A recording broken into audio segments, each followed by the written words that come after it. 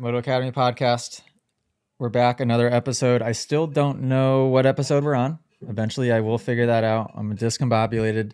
Also, last episode, we had driver Jamie on.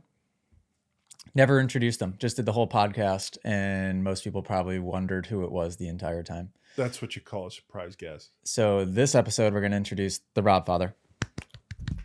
Oh, Jesus. And that's it. It's the Rob Father. And it's the Rob Father. Nobody knows who I am, probably. No, there have been some episodes that have come out. Oh, yeah. I think. Because of... Yeah, but they don't... Originally, I don't think... Well, people joining the app now would probably never know how... Right. Like... It depends how long they've been entrenched in the content. Yeah, people that have been entrenched for a little bit, know. Which is cool. So like all the OGs in the app know who the Rob Father is. The new people, not as much. Rob was with me from the beginning. When we started Moto Academy, when it was AJ Cat and Zero Moto X Academy. Rob will probably come back with me when I race, when I do my 5-year plan, which, by the way, the last time you were on this podcast is when we talked about a little bit of the 5-year experiment. And that's the clip that Jackson posted on social media that everybody got pissed at. Oh, really? So that was on the podcast. I kind of want to talk about it today, too, though. Me too. Definitely. Me too. But probably for different reasons, though. Yeah. Yeah, like seriously. Actually like plan creation, do you mean? Yeah, just really kind of... I think the first conversation we had was relative. I think it was important to have.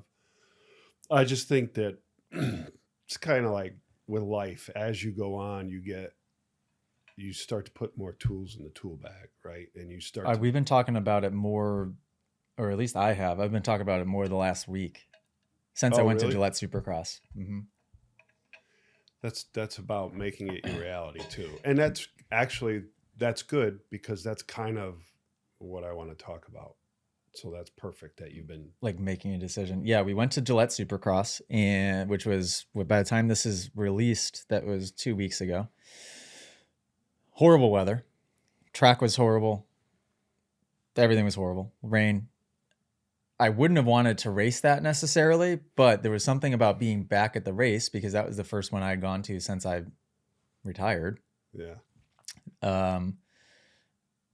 And I looked at it different. So a couple of ways that I could explain that is normally when I would be at a race and not racing, which has been very rare in the past, I would feel relief because I get to experience watching the race without having to be a nervous freaking wreck. So I would feel relief. Like I didn't feel that way this time. I would say within the past probably 18 months, I could see you feeling that way. The way you feel now. Maybe even as far back as the past 24 months. Just because of some of the personal growth that you've had. And I've seen the reasons why you would have had anxiety in the past. So I looked at the track, pretending that it would have been dry right before the rain came and the mud, like bikes hit the track and it turned into a muddy mess. And I looked over to Allie, who was the trip winner, and everybody else that was with me. And I was like, man, I can't believe it's been 2 full years now since I've touched a Supercross track. But my memory of it is so vivid. I could go out there without even a sight lap and jump right back in. Well, here's what I picture you doing. And I guarantee you, I'm not wrong. You start to look at the track, you look at the conditions, you look at the riders, and then you start to see what in your head you think you can and cannot do. And then and then you start to look at some of the riders that are maybe a little bit, especially like the 250 riders, even some of the 450, even the 450 riders. You start to think about what you already know in your head and like, oh, he should have done this, he should have done that. There's certain things that you know that you can execute on to kind of gauge where you're at now mentally in your head versus what they're trying to physically execute on the track. And I think in your mind, I think it goes together pretty well. And you put yourself in the scenario and then you're like, I would have done this and I would have done this. And I think it played out pretty well in your head. When you're far enough removed from it, how I am now, I can look at it really, really objectively, where before, rewind 2 years ago, 3 years ago, whatever, I would look at the race, feel relief that I wasn't in it so that I didn't have to be nervous. But I would also project myself into the situation and know, like, okay, if I were in this race, that's why it would conjure up nerves of me watching, because I'd project myself into the race and put myself into a position that I thought I would be in. Yeah. Maybe a not so good position. Maybe like the bubble in the LCQ, or where I was actually physically at that time. Now I watch the race and I'm so far removed from it and all the negative feelings that I used to have and the triggers, that I see nothing but the obvious of, oh, these guys aren't doing anything. Well, you've had a reset. Inhuman. I mean, it's I shouldn't even say a reset.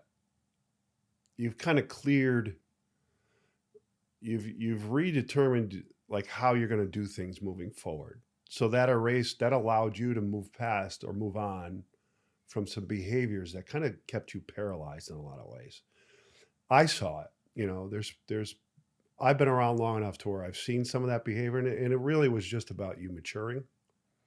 Jeremiah's been around. There were so many triggers, though, that it was hard to clear them all. And your focus, you've made things your reality that weren't your reality in the past. Your constant worry about things going wrong or things going a certain way, that became your reality. It really did. It became your reality, and you made it your reality year after year. And I think that you've done so much maturing over the past 3-4 years, probably mostly the past 3 years, where you've kind of moved past it.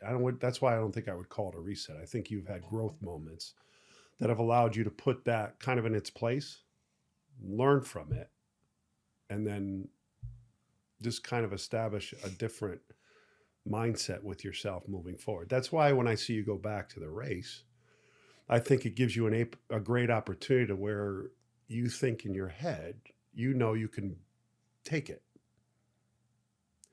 And that's kind of what I wanted to talk about today, is like, well, number one, what does that look like for you? Number one. So establishing, like, what do you want to get out of it? If you do enter back into racing, what do you want to get out of it? What's it going to take to make that happen? How's that going to impact your family? And then what are you going to do to execute on it? And then what I would also tell you is, those are the things foundationally that you're going to have to come up with, whether it's 5 core things that you think that you need to do, and then don't negotiate with them. Mm-hmm. That's the problem. You cannot negotiate at all. You have to come up with what we would call, I mean, we always say we're always focused on the process. So what's your process going to be? And then don't allow yourself to negotiate with it. Yeah, I've been starting to think of it more since the day I went to Gillette. And okay, let's say hypothetically I were to come back and race next year as the first year. And by the way, like, as we're talking about this on the podcast, for everybody listening, for the 2 people listening, Driver Jamie and Real GP, we're talking about me, but anybody can put themselves into this conversation as the me that's in this story, because the reason that this is relevant, the reason that I want to even do the experiment in the first place, a large reason, is that I think it creates a beautiful story and picture and lesson for everybody, that if you change your mind, you can completely change your reality, whether it be on a dirt bike or in your business or your relationship or whatever the heck. Because I had 13 years of racing professionally, all of which were completely stuck in a certain mindset. Mm-hmm. Remove myself for X amount of years, come back, literally a different person, and see. That's never been done in the sport. Certainly not. No. I don't know how many sports that's been done in. It's a really cool idea of an experiment. So I was thinking, okay, if next year starts and kicks off my year 1 of 5, I would want to have a 4-month preseason, which means starting in October. And so I was starting to think, okay, what could that look like? There's a lot of factors, because we have the Supercross track in Winchester, New Hampshire now. That can be turned into, at any time that I want, a pro Supercross. Mhm. Now, how good of a pro Supercross can it be? Like, what will that dirt hold up like? What will the weather hold up like? I guess those are question marks. I think it would be probably good. If I started there October 1st, had it turned into a pro Supercross track for October 1, it'd give me October, November, summer. If you rewind to last year, I could have got a good amount of December in. Mhm. Then we'd have to figure out, where am I going to go Mhm. in down south?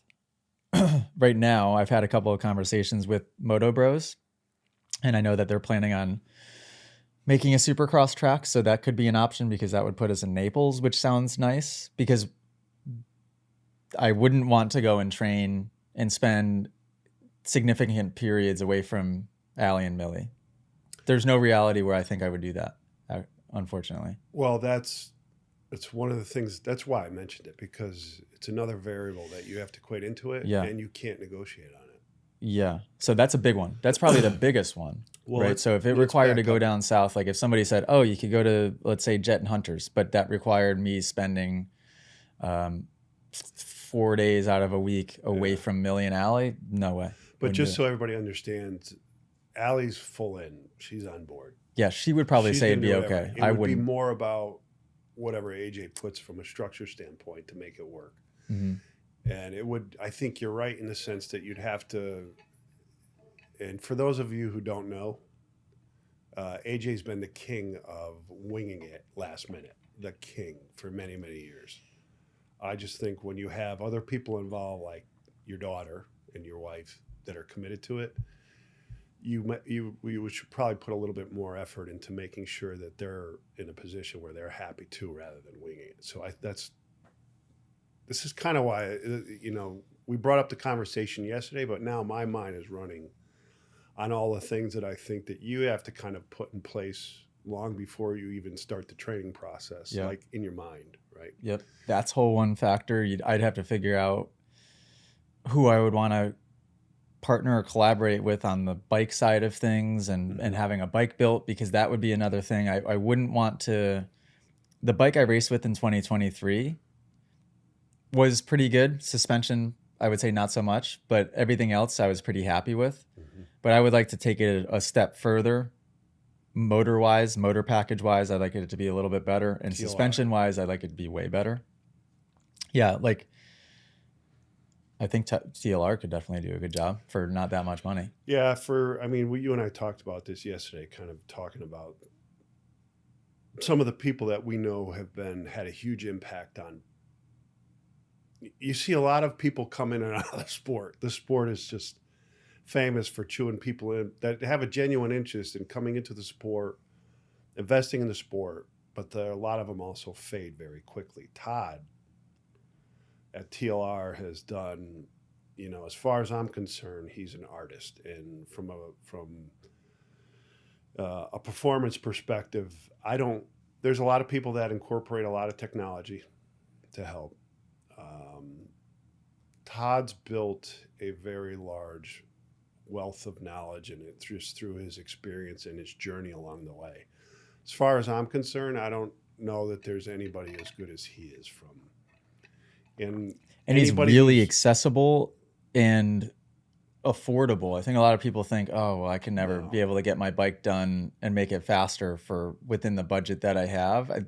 Todd's always, for me, done a really good job of making my bike way better for way less money than what you would think too. And I've never ever, I think this is the most important part, I've never ridden a bike of Todd's and worried about it blowing up. No, he's very good at what he does. I would argue he's the best at what he does. As far as what the normal consumer has access to, I don't know that you can find anybody better. So it's TLR Performance. This isn't sponsored, by the way, but Todd has done a lot for me. TLR Performance is in Florida. If you guys maybe would remember him or recognize him from, he helped fix my straight rhythm bike after it was all messed up. And we made a couple of cool YouTube videos on that. So maybe you'd recognize him from there. So yeah, I'd be figuring out the bike, and the team there's a lot of pieces that would have to come together. And this has been my first week, it occupying any of my mental capacity. So I'm going to start stewing on it a little bit more because that weekend at Gillette it conjured up some feelings of, And that was a weird day to make you think that you wanted to go racing again, because it was a day where I didn't actually want to race in that day, but it was just being in the pits for a second. It was smelling race fuel again and not having a negative reaction to it, right? It was seeing gate drops or opening ceremonies, all of the things that normally would have made me a nervous wreck. Didn't experience any of that. And I know people would be like, oh, well, yeah, you weren't racing. Why would you be nervous? If I smelled race fuel, it didn't matter what environment I was in, I would feel that feeling. If I saw opening ceremonies, it didn't matter if I was racing or not racing, I'd get the same nervous. My heart would start racing. It'd be all the same stuff. I didn't get any of that, which I'm not surprised by, because I was pretty sure that I was clear of. I've basically revised any. You reset it. Any of those patterns. I've gone back in and I've reprogrammed. Yeah, you reprogrammed all of them individually. I want to go back to something you said. I was kind of letting you talk and let it play out, but you had kind of made it in your comments, like talking about this topic specifically about what you want to get out of it. And the reason why it was important, because it should be a reminder to the people listening to this podcast of some of the things that they should do when they want to accomplish something, right? And the why, creating the why. Because they would say, smart people would say that when you create the why, the how becomes easy. Not easy, but you figure out the how after you create the why. Why do I want to do this in the first place? You just don't want to skip to the what, and what I mean by that is if you create the why, then you start to tactically map out the how, right? But if you're so focused on getting to the what you want to accomplish, the end result, that you're going to skip a lot of things that are very important, right? So I think the reason why people need to hear this, because you've created a platform to create visibility, right? To doing certain things, which is very important. And talking about something, it doesn't always translate, because I think people can listen to something conversationally, hear it, but not necessarily learn from it in the right ways. You start a journey and you start to talk about it and people can actually see it, right? We tend to learn better from things that we see. That's why we always talk about surrounding yourselves with the right people, because we tend to mimic behavior, and people that are maybe that you would consider you want to learn from, maybe elevate a little bit above where you currently are. Those are the people you want to learn from. Those are the behaviors that you also want to learn, right? And it's important for people to physically see that. So if you talk about this in front of your people on this podcast, the members and the people listening, and you share what your map is, you hold yourself accountable, you don't negotiate, and you execute it. That's a very real thing for people to wrap their arms around with and apply it to something relatable in their own life, right? Whether that's a parenting skill, whether it's something they want to get out of from a job perspective. And these are the conversations that I have with my kids, Aiden and Riley, right now. It's specifically right now, because they're in a spot in their life. They're 21. They're learning some young adult behaviors that they're finding that now are important to them that weren't important before. But now they're important to them. So how are they going to learn that? Well, they're going to learn it partially by kind of pursuing the information. But the other part is they also need to surround themselves with people that they're going to learn from, right? You modeling that out in front of your app members, your team too as well. I mean, that's a great thing for your team to see, especially if they have their own goals within your own organization, to map how they want to be able to execute it. And then you and I have always talked about this. Imagine how powerful that would be. Yeah. And I've talked about it for a long time, and it started as a joke. It actually started as a note in my phone, which I could probably find it'd be interesting to see the date on the note of the initial vision was I'm going to build Moto Academy to where it's the biggest, most impactful business in the motocross industry. And then once I establish that, I'm going to come back and be the best racer that I've ever been by far. That was kind of like I like the way you said that, because it was just relative to you. And it wasn't about saying I'm going to be number one at this. It was just about being the best version of yourself. Yeah. Really? That's it. That's what you should always be in search of. Yeah. And that's been an idea for a long time. It's been an idea for a long time. So, yep, I think it would be the most powerful lesson to the people in the app. I think selfishly, it would be the best thing for the business as well, because for many reasons. Well, it becomes infectious. So if you have a whole organization that's filled with people that can lead, they're going to teach people by example. That creates a culture where there's people that will also help facilitate, a group of people serving each other. Back and forth, leading by example, having their own personal growth, sharing their growth moments. And we're in a huge culture shift right now internally in the Moto Academy too. I don't know if the audience has been cued in on any of this yet or not, but huge culture shifts. Like our COO will now be out of the picture, which will allow every member of the team to really own what it is that they're doing. I've been trying to say that for a while now, and I've been trying to teach them that for a while now, but I think I was just a little bit too far removed with having the COO in the middle, right? That I don't think anybody was getting it, because they need to see it being done. And there's so many things I could say about this, but I also,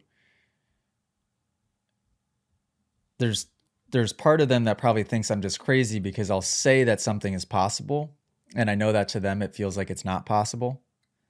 Okay. And I'm not meeting them anywhere in the middle as far as showing them how to get there. I'm just like, well, that's what I was going to ask. Yeah. I'm like, hey guys, why aren't we doing this? Because this is what, and they're all probably like, huh? What is he talking about? There's a couple things I want to say here. Actually, I'm going to call you out on something to see how you do with it. But, well, let me do that first. You want to see your team grow in ways that maybe they haven't had the right people around them to lead by example, to show them how they can take growth moments or step forwards or do things differently. What are you going to do differently to help facilitate that? Well, the one thing I've definitely learned in the last few weeks is I need constant communication, because the one thing that went away the most with the COO is there was only the team calls. Outside of the team calls, I wouldn't communicate with my team. Mm-hmm. Not on the phone, at least. So in your perspective, do you think you're approachable to your team? In that time, or accessible in that time, probably no. But the biggest part was, forget about me even seeming approachable or not. There was too many unknowns for my team. I don't think they even knew what to do because they weren't downloading the consciousness from me consistently enough. So one thing I experimented with our new tour manager, Al, is right away from the first day he came on training with us, I said, Al, I want you to send me voice notes every day, and I'm going to go back and forth with you in voice notes every day. Like, do you know what a voice note is? Mm-hmm. I go, valid question. It could be you just shooting the shit and talking like we're friends. It could be you asking me a question. It could be me just telling you a thought that may be disconnected or connected to what we're talking about. I said, I just want to have communication with you because it's going to start to rub off and you're going to understand and see the vision. My frustration as a leader is that obviously it's obvious to me. I see what 3 years looks like. I see what 5 years looks like. So clear, it might as well be happening right now. Every single bit, every bit of it. And I have to do a better job of just relaying that. All right. So to the I'm team. going to play devil's advocate. I'm actually going to challenge you in front of your people here. Okay. You think there's a better way for you to communicate that, even than voice notes? Communicate with your employees, get connected. How? Pick up the phone, talk to them. Show them your human side so they realize that you're not. And I don't know because I don't work for you and I haven't. The reason why I'm trying to say this is because I'll give everybody a little bit of background. So I'm a manager, I'm a sales manager. I have a decent sized territory. I manage North Carolina, South Carolina, Virginia, and West Virginia. I have 12 senior sales engineers that on average have a $12 million quota that they have to go sell into the construction market. It's very high stress. It's very labor intensive. They don't punch a clock. They own what they're supposed to execute on. The biggest difference that I've seen with their motivation, and I can honestly say this, is number one, they all know I got their back. If they have an issue that they need to go to battle with, I'm there, usually leading the charge in front of them. I've influenced their behavior by allowing them to allow me into their lives to be alongside them as they do all of the challenging things that they have to execute on. I've also put myself in a position in front of their customers, in front of C-suite people, in front of presidents, owners, general contractors, end users, where they can model their behavior after me, their own version of it. But they'll see how I can connect with people in a way that allows them to say, hey, maybe I could do this. So basically, going back to what we were saying before, I'll lead by example, and then they can create their own identity with it and take it to wherever they want to go. But they also know it and they feel it. They can call me anytime. I want them to call me anytime. They call me on the weekends. If they need me to be somewhere, I'm there. And if they need me to pick them up and push and fight with them to get whatever they need accomplished, I feel every single one of them would say that I'm there to be able to do that. So that's motivating out of respect, right? So now here's what happens, which is interesting. And I see this. I could see this in the way they communicate with me, and I could see this with their behavior too as well. They don't want to disappoint me, right, at all, because they know that I'll be there to help them. But they also, the flip side of it is they know they want to put the effort in to make sure that they're doing a good job for their own success. But it's almost like it's like, see, look how good I can do, and I share that with them. I share the feedback with them. It takes a really specific type of person to be good at that. I'm good at that. I can be good at that. I removed myself from that. That was the problem, right?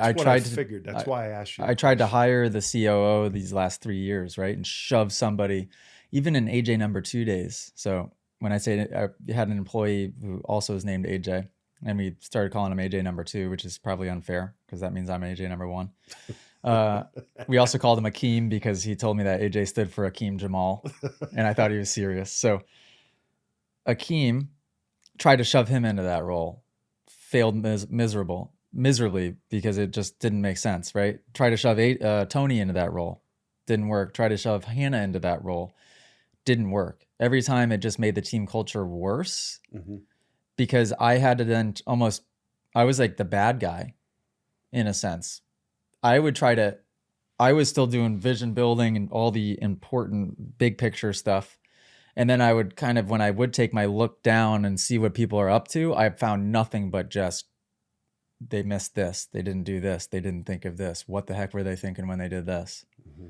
And so when I would have my interaction, it was almost always only negative because that was all I could see was all the things that they were doing wrong. Yeah. And you were kind of measuring them against, you have a different level of stress. I was measuring each of them against how I think I could perform in each of their things. This is the tricky part too, because in creating this business, I've done all of the things. And I was also very good at all of the things. So marketing, video content creation, I could do all of it, and I could do it all at a really high level. So it's now with the COO out of the picture and me coming back in, it's fun because it's a collaboration to where they're getting to see, oh, wow, this guy is, I think before it was like, why does this guy have such a high expectation and he probably couldn't do it himself? You're in a tough spot because in order to motivate your people more, you got to relinquish some of the control and allow them to have their own identities with it. They own the execution part. But by the way, make no mistake about it, to the people listening to this, we all have great ideas in our head. We all do. And it's when you're put in front of a situation where you have to take it to task, what I'm finding out is people's personal profiles come into play, whether it's lack of confidence. Right. It's, it kind of goes back to the way you used to think about racing. The number one thing stopping them or preventing them from moving forward and executing the way they do is themselves. It's the most bizarre phenomenon ever. And that's why it's very important that we empower the people in our lives that are supporting our efforts, because when you do that the right way, it allows them to break down barriers that they should. And we've got to be alongside of them to help them break down those barriers. I'm literally going it through right now with a couple of my employees, and they're new, they're younger. But that's also why I'm out there, so they can model their behavior after, or wherever they want to take it, after examples that I've given them in front of the customer. It's very powerful for them. And then I talk about it, and I actually have one-on-one coaching sessions with them, by the way. So if there's a certain individual on your team that you think has the potential to go somewhere, you own the part. You do own the part to help coach them through it. And it's not like a performance review. It's more just kind of helping them execute on the things that they should be executing on. And I do that bi-weekly with them. They come back, they go out and they do their stuff. And they kind of come back and they're like, oh no, these are some, I did this. They get all excited. Like, oh, I did this. And, I was able to talk to this customer. I'm working on this big deal now. And I'm like, see? And they have all these little mini aha moments. Like, I can do this. Yeah, we're already starting to experience that too. We also switched. Some people would maybe disagree that this is effective, but we went from team calls on Mondays and Thursdays that were an hour long each to now doing team calls Monday, Tuesday, Thursday, Friday that are only 30 minutes each. But it just feels really nice to kind of get the team. They're at 9 a.m. They're really effective. We just call them kind of vision building calls. We hop on 30 minutes and it's all right. I'll kind of say what I'm thinking we need to be working on the next month or next week and give them some ideas and some bigger picture things that maybe they haven't thought of. Each person gets their chance to do it. I feel like it actually has been working really nicely, because when you have too much disconnect between the team, and I never knew how much they were communicating either, so it's like we'd have our team call on Monday, have our team call again on Thursday. And in my head, I'm always wondering, okay, how much are these people talking to each other? Because when we hop on the team call on Thursday, it seems like nobody spoke since Monday. I know that wasn't the case. I'm going to challenge you to do, I think that's great, because those are called, people can collaborate, right? They can talk. By the way, your team members are calling each other anyways, and they're having side conversations. How do you want to do this? Whatever. They're doing that anyways. But I also think it's very important for you to do it one-on-one with them. And just it's like there's nothing right or wrong. It's just allow them to talk through some of their ideas. Help give them tools. They can share experiences that'll help them execute on it, right? It's funny, you and I are talking about this. It's like, why is this relative? And some of the racers or riders might think, and even parents, right? This is relative to parents that are in the sport too, as well. Because at the end of the day, you're helping influence people that have a goal. And you get a Moto family in here, and a lot of times they're so focused on the results, they don't talk about this stuff and allow to teach their kid from a process standpoint by example too, as well. It's typically them telling the kid or the rider or the daughter or the person that, it says boyfriend or girlfriend, what they should be doing. So I think Yeah, the people organizing a listen, team effort is actually a tricky thing to do. it's very tricky Yeah. because the first thing that you need to create is a culture that's going to allow people to learn, thrive, grow, want to be a part of it, pull more people into it. It's you use the word community a lot, and I think that's spot on. But the community starts with a culture, and it's no different whether or not you own a company or you own a family. Yeah. Or you have a family. It's the same thing. Yeah. It took me a while to learn that. I don't get it right, but I'm also the fact that I'm humble enough to be able to say, "Hey, you screwed this up. You got to go fix it. You got to readjust." Has probably allowed me to learn more than anything I've ever. Certainly later on in my life. We're in a really, really good spot. Really good spot. And there's a lot that has changed the last few weeks, but I'm excited because anytime we've made huge, significant, like, uproot and switch everything around in the company, not spontaneously, but just what people would look at as big, big, big decisions, it's always been what's helped us super boost to that next level. Mm-hmm. And I felt like we were plateaued for the last 6 months, maybe. And 6 months can feel like an eternity. But yeah, we're in a good spot. Just hired another videographer. Shout out Cohen. Cohen, call me, talk to me. Especially Cohen. He's very young. I think he's a teenager still. So Al, I've been communicating with Al every single day. I feel like I just hired somebody else too. Oh, I hired Ali's sister. Shout out Britt. She's been really good. Oh, really? Yeah, really good. So she's just been leveling up already. Direct customer service focus. So she's in there every single morning. I've always had a policy where basically one of our core values as a business is just provide more and better service for that than which you are paid. And so in customer service, my policy always kind of was, okay, listen, we have cancellation and refund policies to try and protect ourselves a little bit, but we're always going to do the right thing for the customer, even if that means kind of screwing ourselves over.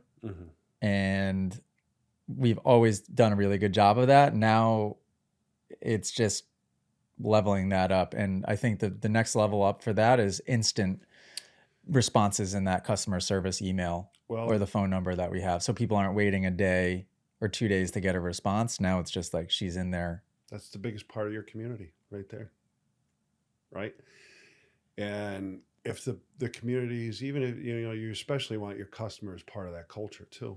So, I mean, I think that's great, especially if you're thinking of yourself, like, how would I want to be treated in that? Right. I mean, we all go through that. And you see a lot of disgruntled customers too, and you can kind of put yourself in their shoes as like, what did they experience that could have possibly made them feel this way? Or maybe they're tight on money and so they're stressed out and they need this refund or whatever it is. And it's just like, it's very easy to flip them. I'm going to remind you of some of the characteristics that were part of the Moto Academy when it first started, right? It wasn't the Moto Academy. What was it? AJ Catanzaro, Moto X Academy. Yeah. That was a long name. A lot of the feedback that we got back then, certainly, is I think that's something that you need to be mindful of too, as well. I just remember everybody really loving the classes because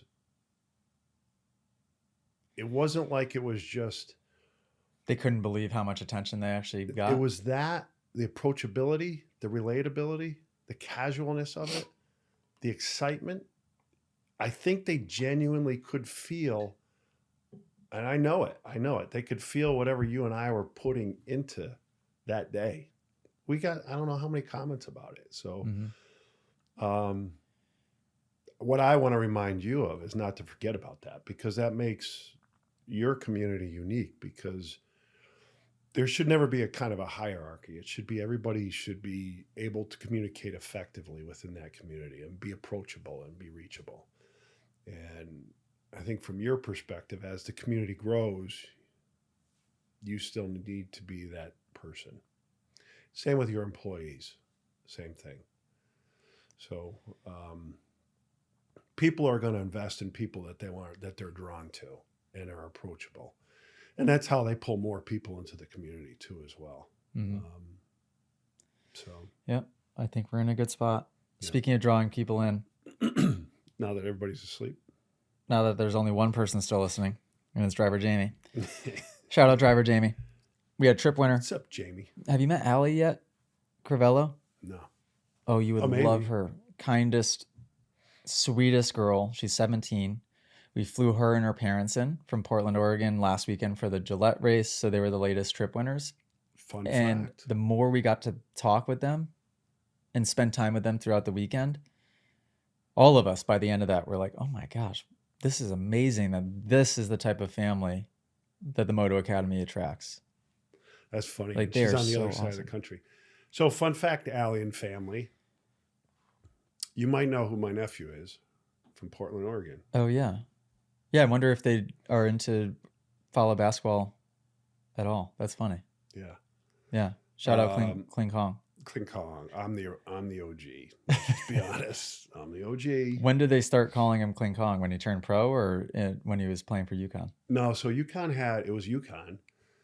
It was the first year they had a nickname. It's because all the players had these funny nicknames. Mm-hmm. So they had a contest with the crowd, like who could come up with the best poster for the nickname of the player.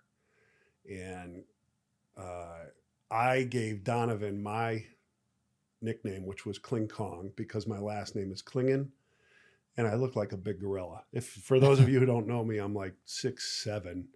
And how tall is Donovan? And Donovan's 7'2", but in 8th grade, he was taller than me. And I said, well, you got the nickname now.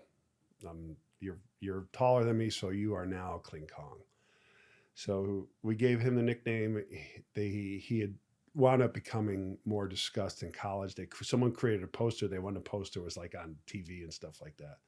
So now the announcers, whether it's ESPN or whatever, they call him out by Kling Kong. That's funny. So he's 7'2". He plays for the Portland Trailblazers. So how long is he with them for? Yeah, Allie, maybe you know who he is. Is he with them for a couple of years? The first contract's 4 years, and he wants to re-sign with them. Oh, cool. Yeah, and then usually they re-sign for So, Allie, if you go to a Trailblazers game, tell Donovan we said hi. Yeah. Yeah, the family was just so cool. And it could have been a flop of a weekend because the weather was horrible. We didn't get a chance to ride, but we just made the best of it, went to go-karts. Oh, really? Which go-karts is always Great. A blast no matter what. Yeah. I've just still destroying everybody when we go to go-karts. No difference. Nothing different there. So anybody in Moto Academy, if you think you got me beating go-karts, win a trip. And yeah, I'll enlighten you on the speed. Is Aiden about your weight? Probably heavier. It's got to be. He's a little heavier. He's 165. It's interesting, though, how the weight... I feel like it can go either way. Allie was actually really fast in them, and did she say she's 115 pounds? So she's really light. Yeah. But then like Dave's really fast in them, and Dave's not light. I'm fast, and I'm 230 pounds. Yeah. But there is a weighted handicap. But I think... Yeah. In the electric, though, I don't think as much. I feel like have you driven fast electric ones yet, or only the gas at... No, electric. So these ones were really fast electric, really fast. And so it was more of an issue of traction than it was killing your speed in the corner and then waiting for the thing to get back going, right? It was more so like if you just had to keep traction in it. So yeah, I was experimenting with all different types of things. I was sliding. One of the guys at the place told me to have all the weight to the front, where I've always had all my weight to the back. I figured that out, to put your weight more forward. So I would always slide my chair all the way back to where I could barely reach the pedals. And because I thought that, and I'd hold the steering wheel way out here because I thought that was the better move. The last one, I went from a 46 to a 44, like way faster. And I shoved my seat all the way forward to where I was like this on the pedals, barely able to hold my steering wheel. And I think that was the ticket. So, the 3 people listening to this podcast, all 3 of them want to throw down now. Yep. So you're welcome. The 3 people, we gained 2 more users since the last 30 seconds. So who do we have now? Driver Jamie. Kling Kong. So maybe Who else maybe is in a basketball and inside of the app? Vernon Knowles, maybe. Shout out Vernon. Shout out Cade Clayson. He just tried calling me a second ago. I never answer his phone calls. We have class with Cade tomorrow. So shout out to him. We've got new coaches in the Moto Academy. We've got a coach, Alessandro, from Italy. He's going to be our Euro coach. We have Coach Ty, who's going to start bouncing around the U.S. as our third coach here and in Canada. Shout out Ty. I've seen Ty. I've known Ty since he was on a 50. Ty's funny. So Ty, I spend most of my time with Ty trying to reel him back in. Yeah. He's a great kid. Though. Yeah. He really is. Yep. So he's good, but it's different. If you haven't met Ty, you guys will absolutely love him. He's a sweet kid. Very sweet. And I don't know if I was talking to you about this. No, I think I was talking to Jamie about it. The fact that our 3 core trainers now, so Mitchell, myself, and Ty, are all very different. Very different. And even Alessandro, when people get to know him, very, very different. So although it's going to feel very similar in that they're following our curriculum and is he coming here to train? Teaching the same things? No, he's going to almost throw up. He's going to meet me in the UK and we're going to spend a week together there. So that's going to kind of be his test week. I've met him and he's done a class with me already in Italy. I was going to say, did you hire him sight unseen? No, no, not sight unseen. So he spent a day or 2 days with me in Dorno in Italy. He has his, what the heck is it called? Foundation training, like master's certification through foundation training, which is really cool. So I think there's going to be a really nice way we can integrate that into the app. And he has some good technical ways of explaining things that's helpful. And he can help people with off the bike workouts, which is great. But yeah, so our plan is, I think my initial goal was to have 125 tour dates in 2025. And now it's... What do you have now? What? How many tour dates do you have?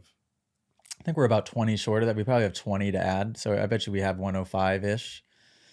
So we're getting close. We book them every day. So every week there's probably 5 to 7 new How many is Mitchell tour dates on the schedule. 80 maybe? 90? 90? And you take... I'm probably doing 40 to 50. Okay. And then we're going to... I'd love to right away, tail end of 25 and 26, I'd love to get 20, 30, 40 European ones. So let me I'll make a few comments right now because I think it's important to understand, especially with the people in the app. And I think you're starting to figure this out. You know, if you look at any other sport, a ball sport, you practice how many times? You practice, especially if you're on an organized team, you're practicing 4 or 5 times a week. There's a game once a week. You cannot, and that's why it's so important to focus on the app and get in front of the trainers too as well. It is more important if you hear all the best coaches and the ones that are winning championships talking about player development, they're always talking about how it's way more important to practice the right way and train. In fact, the good ones, and I hope you get Donovan on at some point to have him talk about this because he'll share this with you. They make the practices so challenging, so hard, so filled with things that the athletes need to earn to make the games seem easier. So all of their development, all of the pressure they want to make it all come from the process part of it. The process part of it, which is important for people to understand who are in this app. You should be really intentional with this app. Not just, and the trainers too as well. I think whoever's in the app right now should sign up on the tour. And I'm not trying to plug this. I'm just speaking from experience too with my own son. He learned from repeating and repeating and repeating. In fact, he wasn't even, he was okay fast when he was younger, but he was able to build speed that kind of separated him from people that were his same age quicker. He wound up progressing faster. It's amazing how many people in the app now. It's starting to really, really catch on. Our app is growing probably 3 times faster right now than it's ever grown before. And this has been the case for the last few months. Like it's really starting to take off. I see people that haven't been to a class yet, but have just fully entrenched themselves in the app. And that's what I tell people. I'm like, listen, a lot of us, let's face it, dirt bike is riding is a time consuming thing. A lot of the people in the app maybe are only getting out 2 or 3 times a month. But especially for those people, I said, you still have to create the motocross mindset and the consciousness of just being in front of it, in front of our coaches, communicating with us, studying the footage, watching it, watching yourself, studying it some more. The people that are really doing that in the app, when they send in riding footage, I cannot believe it. Well, and then I was going to piggyback that because I have 2 sons. One's he's pretty good. Like he could. Well, yeah, look at Riley, because Riley looks great on the bike. That's why I think it's probably a better example, right? Because Riley is new on a bike, and he talks about the things that he needs to improve on. He knows it. He understands when something goes wrong. He repeats it back to me. I'm not even around, and he's able to communicate that with me. He's like, nah, I was leaning inside the bike too much. I tend to dip, that fronted. He does all these types of things. And he's only been on a bike for, I think this is the 2nd year. Is this the 2nd year or is this going in? Well, no, we're going into the 3rd year. And he's built speed faster than I thought he would have been able to. But it's all because he started with really just working the technique and stuff like that. And now he knows when something goes wrong. So, this needs to be on repeat for anybody who's investing in it. They shouldn't, just don't be a passenger. Get in the driver's seat and be intentional with what you're trying to develop in this app. And it's less time than you would think too. I tell people it's like not like you have to spend 3 hours a day in the app. You can get in here for 10 minutes a day. 10 minutes a day. Submit your riding footage if you have a recent video of you on the bike. Review our comments that have been posted on your riding footage. Watch one of the videos. Comment on somebody. A lot of what we have, and this is really, really important. And it started completely organically, I'm pretty sure, is that when somebody posts a video in Coaching Wanted, anybody can respond to it, right? Oh, really? It's obvious when the coaches respond to it because our names are Coach AJ, Coach Mitchell, Coach Alessandro. But anybody could comment. And so I have them now using the hashtag not a coach, or they use another hashtag not a coach yet. And they give their feedback. Yeah. Because that's what I tell people at class. And I say, okay, when that other group's out there, you group in as tight as you can and you listen to every word I'm saying, because you recognizing it in the other person is step 1. You can't figure out what's going wrong in that other dude.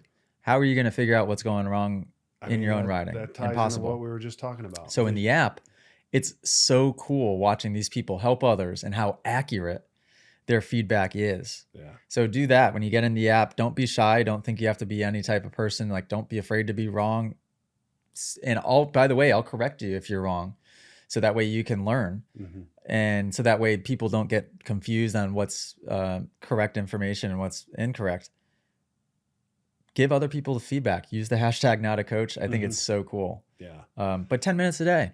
10 minutes a day in the app. If you go in there every day, and we have a new thing in the app that it counts your streak. So people know how long they've been consecutively each day in the app.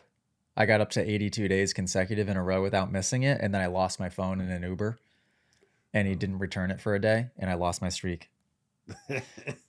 But see how many days in a row you can streak inside of the app. See if you can make it a full year straight. 10 minutes a day would change your life on the dirt bike. I guarantee it. Yeah. I guarantee it. I mean, it literally ties into the conversation that we were talking about before. Visually seeing, copying what you're visually seeing, surrounding yourself with people that you can learn from. Yep. It's all of the things in one. Yeah, it really is. Yep. So we watched Dancing Topics here a little bit. Everybody's trying to call me. We watched Philly Supercross. Was last night? Philly? Yep. Philly Mudder. But not really. One mud corner, kind of. Yeah. What happened at Philadelphia Supercross? Not so much, except for Cole Davies is going to be. He's going to easily win. I think Cole Davies is the best guy. This is a bold statement. I think he's the best guy in the 250 class. Like actually, kind of probably by a long shot. Best. Most potential? He's certainly the reason why I was even interested in it at this point. I think I would choose him over anybody on that 250 lineup. And I actually said that right away when I was telling you this last night, when I saw him do his first lap, because I think he whole shotted his heat race at the first round this year. Mm-hmm. Didn't know who he was at the time, but I watched him get past lead Deegan, I think it was, in that heat race for maybe a lap.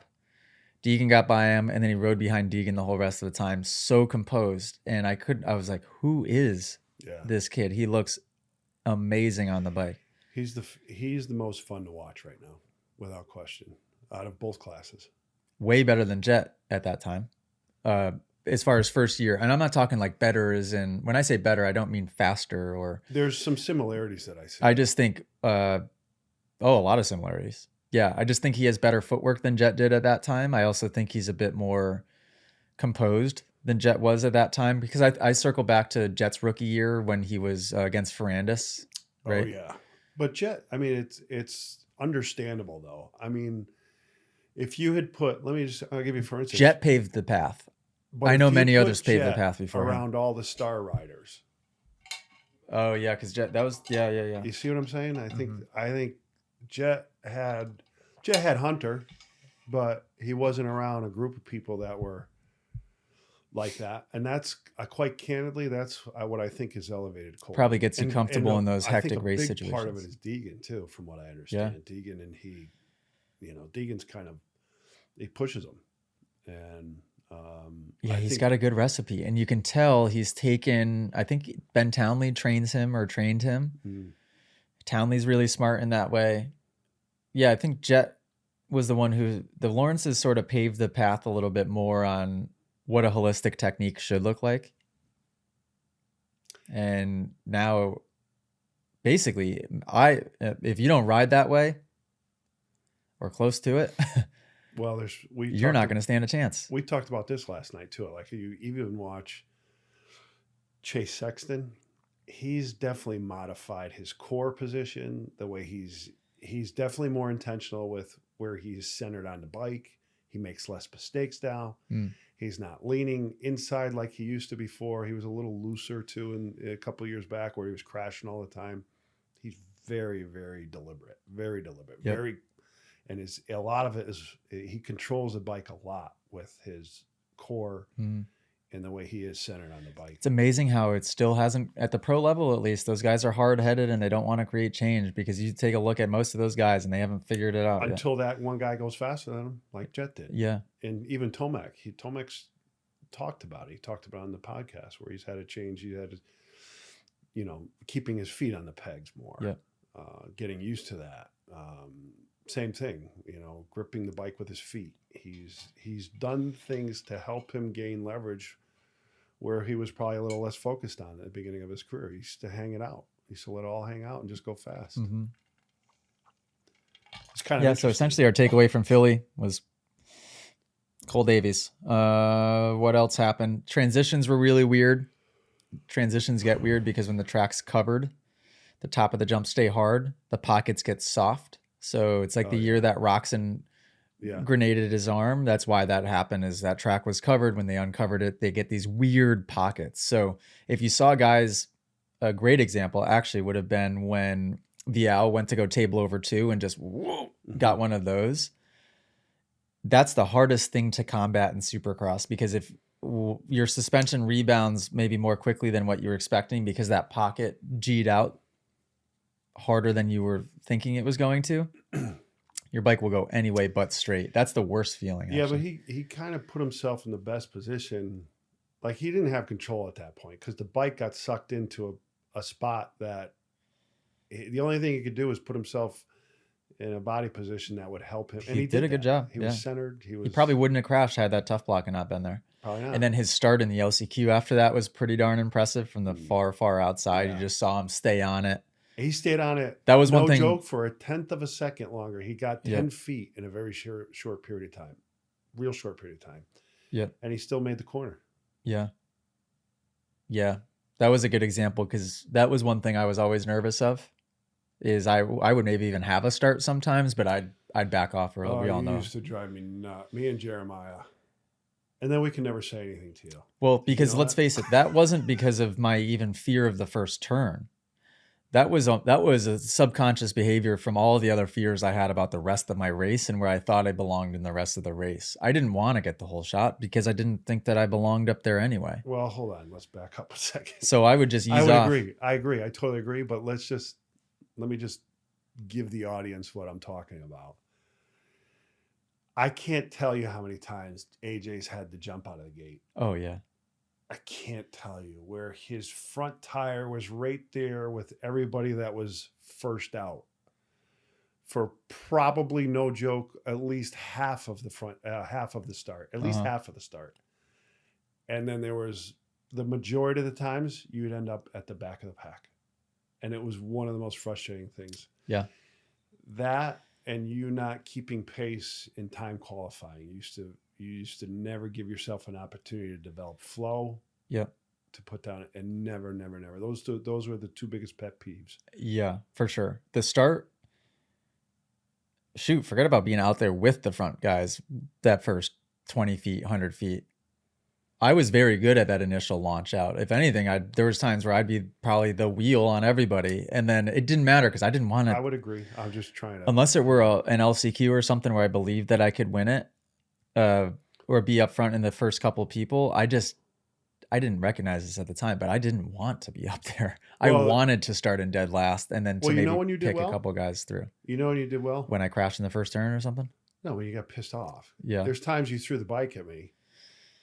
You go out there, you'd be pissed off, and and this happened in the LCQ a couple times when I was there too, like when I was with you, is you go from dead last to rate at that transition, the fourth or fifth spot, and be fighting, and you forgot about everything. Yeah. You completely forgot about everything, and you're just mad. You're just mad. And that was when I used to see you do the best. I remember I crashed in the first turn at Atlanta? No, Gillette Supercross in 2016 in the 450, remember? And I came all the way through. I think Benny Bloss somehow was behind me, and we kind of followed each other through the pack. Yeah. And I ended up making the main from after crashing in the first turn, like blowing by guys in that whoop section. Because I remember I passed Alessi in the whoops and a couple of other guys. It was really hard, though, to get me genuinely mad, because it would have to match my level of belief on that day. Like... You couldn't just like fake. You usually got mad when another rider did something bad to you. That was the most, because you always had, it wasn't like a huge emotional reaction. It was like, I'm going to kill this guy. You're like, you wanted to, like, I want to kill him. And then you totally forget about everything else, and you just focus on doing what you were going to do on the dirt bike to get in front of the person. Really, is what you did. Yeah. And the lap time. So what Rob's talking about with that is most of the top guys would not do just one fast lap. They'll string together a couple in a row. And I couldn't do that for a couple of reasons. One, a lot of the years I probably was not in good enough shape to really do that effectively. Two, I would just try too hard and get so nervous that I would just be exhausted and have horrible arm pump by the time my one lap was done. Well, then you'd do something very minor. And give up the lap. And you'd quit. You'd quit the lap. Yeah. So, you know, I have a different perspective on, like, a lot of times people are chasing the clock, right? I think it's more important for you to develop a flow. Right. Way more important to develop your flow. And then if you want to try and push that at that point and get a stopwatch in, then you pull a stopwatch in. I think parents need to think about that too. It's the same with when I get out there with Aiden and Riley. I'm like, don't worry about anything. I want you to open up the track and just get your bike rolling so you have forward momentum and you get the bike moving and then you start to pick spots where you can pick up time. And then if you want to look at lap times, we'll look at lap times. Yeah, it's hard to convince yourself that that's the strategy in Supercross, because 10 minutes flies by in time qualifying and you feel so anxious, like you got to get it done now. But yeah, the best time qualifying sessions I've ever had have been when I'm trying to just piece laps together and learn the track and flow. And then I could be like, all right, you know what? I'm going to turn it up a little bit for this one lap. And the next thing you know, you pop way up. Well, a lot of times it was when we were focused on something very specific, you wouldn't worry as much about the other parts of the track. So if it was like, I'll use the sand for an example. You do this weird thing where you were checking up before sand, checking up so much so that you kind of separated where you were ending on one part of the track and beginning into the sand. It wouldn't go together. And sometimes you would do that on the whoops too, going into the whoops. But we had to work on you kind of allowing yourself to flow into the sand parts. You would focus on that part and not be concerned about screwing up the rest of the track. Mm-hmm. And you'd wind up putting in a fast lap. Because you're like, I just got to get through this. The sand was my kryptonite for many years. And again, not because I couldn't ride sand. It was just a weird mental block that I had that I would think about it the whole lap. Yeah. Because it would stress me out. So that is our race breakdown for Philly. That was a good race breakdown, huh? Pretty good. Pretty in depth. Super in depth. Cole Davies. Wicked in depth. And we're gonna end this podcast. We've put up a couple posts on Instagram asking for your opinions on things, and I want to just maybe use this time to shout out some users on Instagram and their opinions, or maybe just talk about some of their opinions. This one, we put up a post and asked, what's the worst advice you've ever received? Which I think this is an interesting question to ask people. So I'll read through some of these right here. Wow, this one got 95 likes. JRFT68 said, the worst advice I've ever received, 450s, make it easier. Mm. That can be true. Two things can be true at the same time. That can be true, but it can also be the worst advice that you'd ever receive. Yeah. That's one very, very valuable thing with the app is people asking me what bike they should get, whether it's their first bike ever or they're transitioning, because it's very, very situational. Mm-hmm. I'll give a different answer all the time, depending on what their situation is. Like the 125 two-stroke 250F argument, I get a lot of hate from people online when I say that the 125 is not the right match for a lot of people, because the old school way of thinking would be, well, of course, the 125 is the bike you should learn on. But that's not always true. Because you have to ride the bike hard, depending on if you have a brand new one or not. You really got to ride it hard to get anything out of it. So your technique's going to go out the window. A bike is very situational. Travis Ryan 35 said, you'll outgrow a 250 so fast, just get a 450. Same thing. Caitlin Vitucci from the app said, just hit the gas. You just got to hit the gas. And you know what's funny? That's advice that the girls receive from the guys specifically often. Yeah. So guys, stop giving these poor girls out there such horrible advice, because the women that we have in the Moto Academy always report back to me on, hey, I was at the track and, I've been really struggling, and this group of guys kind of came up and they just told me to just do this thing. Yeah. It's never good advice. It's never good advice. So girls, women, stop listening to the guys at the track, because they're probably just trying to look cool, and who knows what they're trying to accomplish for themselves, but they're not going to give you good advice. So get in the app. Except for Aiden's girlfriend, Nicole. Listen to this guy, because I've been helping her. That doesn't mean you ignore me. I didn't realize I could click into these individually. That's cool. Rocco Webb said, lean back as much as you can on jumps so you don't do a front flip. That is horrible advice. That has 54 likes. Wow, there's a lot of engagement on this post.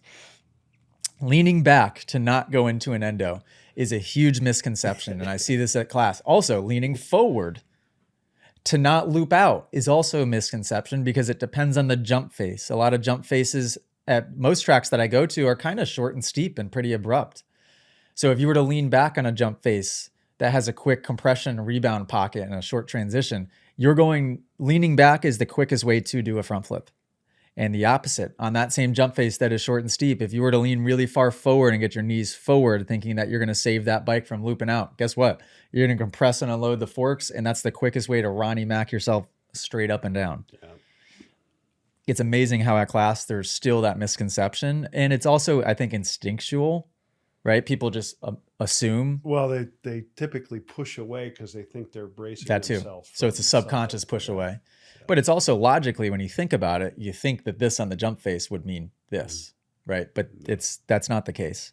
So assess yourself and be like, okay, why am I doing this? Is it just subconsciously I'm afraid of what's going on, which is very common? Or am I just thinking that this means that the bike is going to lean back? Jace Matson said, why would you try and be a racer? You're too many years behind. That's bad advice also. Because Jace Matson is probably 18 years old and has all the time in the world. Yeah. You have way more time than you think, folks. Well, let's think about that because I'm 31 and haven't even started the 5-year experiment yet. So it's going to start when I'm 30. Best case scenario here is the 5-year experiment will start when I'm 32. Therefore, it's going to end when I'm 37. Yeah. I think what he means is see, you have a plan. So you're supposed to execute on a plan. What he's saying is you have way more time than you think and you never execute on anything. Mm. That's horrible advice. I mean, that's definitely something you want to get caught into. So most people are like that. Yeah. Lonely Fans said the bike will do all the work. There are some situations where that can be good advice. Like in the sand or in ruts, I say trust the bike, look ahead, let the bike do the work. There is some times where that can be good advice. A lot of these have a ton of likes on them. Shout out you guys for getting some likes on your comments. Steadfast Custom Painting said if you don't turn pro when you're young, you'll never make it. Kind of similar advice to Jace Matson that received, I guess, which is very untrue. Very untrue. You guys can turn pro whenever the heck you want, to be quite honest. You could turn pro when you're 40. If you started really late, let's say you started riding when you're like 21 years old, but you took it serious, really serious for 9 years, you could absolutely turn pro. I think Aiden is a great example of that because I don't think Aiden was mature enough. I think he has the capabilities, the riding capabilities to get his pro card. Right? Easily.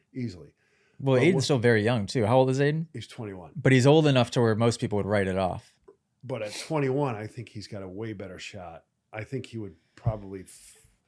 He's got a really great shot at getting his pro card at this point, where I think he would have emotionally and mentally had to work much harder if we tried it 2 years ago. Yeah. By far. Yeah, so you can waste a lot of time in those young years. Yeah. Because you're just fighting against yourself anyway. Oh, God. Yeah, it's almost like, shoot, you want some weird advice here? Just don't even start trying until you're 27 and you're a little bit more mature. Or just know, honestly, we're joking, but we're kind of not. Yeah. Well, think all my years before that, they weren't wasted because I learned, but I didn't. At the time, before I was 27, I didn't actually learn from anything. You're in the same... Isn't that weird? No, I mean, it applies to you. I would just experience the same things and the same issues and the same problems, and I never actually learned from any of them until I learned from all of them, almost all at once, which is really a weird thing. The ironic part is, and this is the part, it's like, I think you had to go all through that stuff in order to learn the last 3 years. Yeah. Now, the one big positive is in that time, forget about me being a mental case, I was learning a lot of skills. Yeah. So I had established the skills, which that's an important part. So if you're starting really late and you still need to figure yourself out mentally and learn how to handle a high pressure situation, that's one thing. You need to establish the skills. Yeah. And it takes some time to do that. That's where you might be behind a little bit on other people, but I still believe that you can acquire them. Mm-hmm. I think it is certainly easier to acquire them when you're really young, especially for me. Like, let's say if I started at 2, 4 years of my development, I was still in like a theta brain state to where I'm just downloading every bit of it. So by the time I was even 7 years old, I'd figured out more than maybe a lot of people would by the time they're even 30 or 40 or 50 years old. Xander 523. I'm laughing because I've received this advice many times. Hit it as fast as you can go. I promise you won't OJ. OJ is overjump, by the way. Hit it as fast as you can go. I promise you won't overshoot. Famous last words. Yes, that can absolutely be horrible. Be careful who you're taking that advice from. Yeah. Now, if I tell you that, it's true. If somebody else tells you that, watch out. Because if you can trust somebody and follow that advice, it's very nice. It's a nice feeling because the scary thing about a jump and timing a jump is if you got to try to figure out how fast to go. So if somebody says, hit it wide open, you'll be fine. It's a lot easier to do that mentally. But you got to really trust that person. Remember how much we used to hate doing jumps? Like teaching jumps? Oh yeah. I still have moments. So I had a moment in... God. I had class at Moto Bros in Punta Gorda in Florida. By the way, there was a reason for doing jumps at the end of the day, so we didn't kill anybody at the beginning of the day. I know, but now I'm almost rethinking that because people are so tired by the end of the day that I've had a lot of feedback in our surveys of, man, I wish we got a chance to do the jumps at the beginning because I was too tired to do them at the end. So I don't know if there's...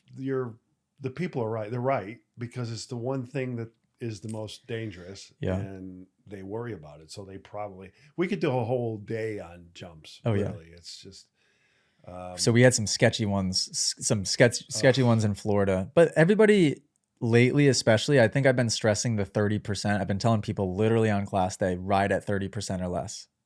And I said, think about that for a second. 30% of your perceived effort or less. And I look around, I go, have any of you guys ever ridden less than 80, 90, 100%? Probably not. It's just what you're used to. You go to the track, you go as fast as you can because that's just what you think dirt biking is supposed to be. Go 30%. It should feel ridiculously slow. Mm-hmm. And I remind people of that all throughout the day. It's like my main focal point on the day. As obvious as that seems, most people can't get it through their head. But once you get it through people's heads, it's amazing how they start having aha moments and things click. We had some people really doing some of this because there was a jump face. There's like a table to table, which speaking of Winchester, since you just asked, we have a table to table. We're bringing it back to Winchester Supercross, but there's a table to table at Punta Gorda. And if you don't jump the whole thing in one, which of course I jumped the whole thing in one, then you have to jump the second part and it's the steepest takeoff of all time and it's way too short. So it just kicks everybody like this. So the whole class, it seemed, was hitting it and just doing this. And we had to shut them down at one point. Mm-hmm. But then they figured it out. I used to get really frustrated at class. Yeah. Really frustrated. That doesn't happen ever anymore. So somebody let me know if AJ still uses the phrase, "That was terrible." That was horrible. Let me know, because I don't think I do, but maybe I have to give him a little lecture. You can't say you can't tell him it was horrible or terrible. That is funny. And we'll end it on this. What's the number one tip you would give to a new rider? CD Smith said, your legs are way stronger than your arms. So why would you hold on with your arms? That's a tip? Or is that an observation? It's a tip. Oh. Good tip. Definitely for somebody with arm pump.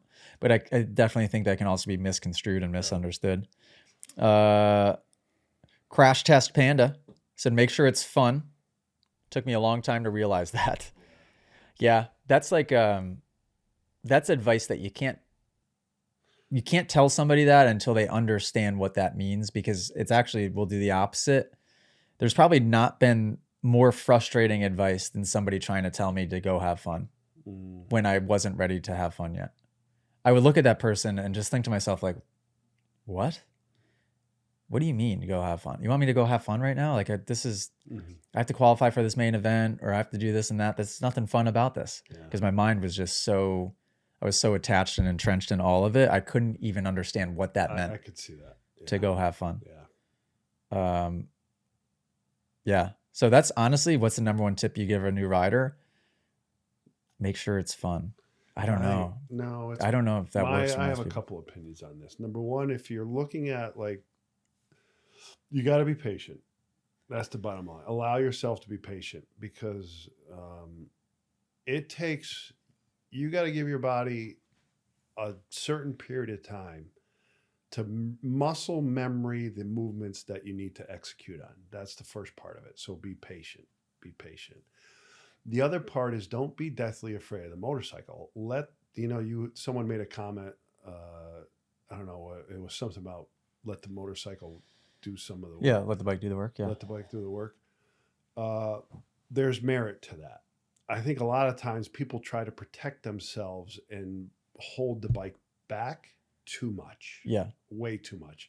Where motocross is nothing more than a timing thing. It's all it is timing. And if you have to allow the bike to do a certain amount of work for you.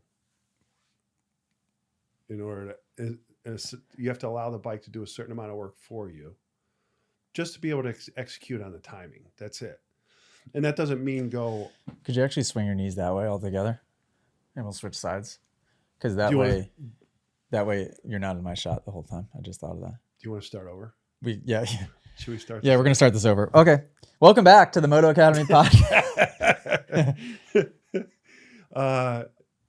So that's my advice. You want to know mine? Not really. No, me neither. This is actually one that my dad told me. Slow is smooth, smooth is fast. Tony? Slow is smooth, smooth is fast. He's right. It's right for many reasons. I feel like that's the best advice maybe you could receive with a dirt bike. Slow is smooth, smooth is fast. Slow the heck down. Slow the heck down, would you? Stupid body position. Stupid. Kamikaze Mikado said expectations. Oh, this might be a good one. Expectations lead to frustration, and frustration means you aren't learning. Amount of times I've seen new riders get flustered and repeat the same mistakes. I'm reading a book right now about samurai wisdom, and it says, prepare for everything, expect nothing. So relieve yourself of expectations. That is true, Kamikaze. The Luke dad, hold your line. Don't try to get out of the way. It's good advice. That's great advice. That's good advice. Yeah. And what he means by that is the person that's really nervous on the track, maybe for the first time or new to it, and there's a lot of fast people out there around them, very easy to start just doing this the whole time.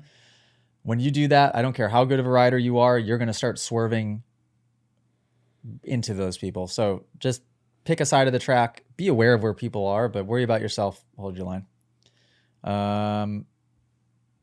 Yep, that's it. We're an hour and 20 minutes in. We've done it. I think that's good enough. Ethan, thanks for the notes. I've had enough. Cohen, if you're listening to this, call me. I need the download. I need to give you the download. Moto Academy employees, do not be afraid to call your boss. And I think I made a mistake once a long time ago. I don't like the word boss. Yeah. Manager. Your master. That's better. Way better.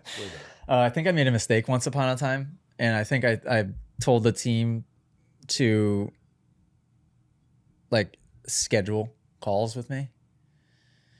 I think I said it in like a passing, like roundabout way, where I didn't put any emphasis on it, but it was said.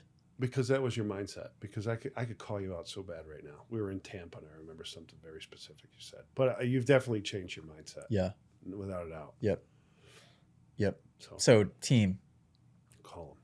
Call me and bug me every second of the day. Yeah. I might not answer the phone, but I will call you back, because the best thing you can do is ask me questions. The best thing we could do is just talk. Is that a booger? About make eye contact. Any of the things. Team. Yeah. Zoom in. Ethan, do a crop zoom. Zoom in as tight as you can to my face. Team. Moto Academy team. Calling Moto Academy team. Call me. Yes.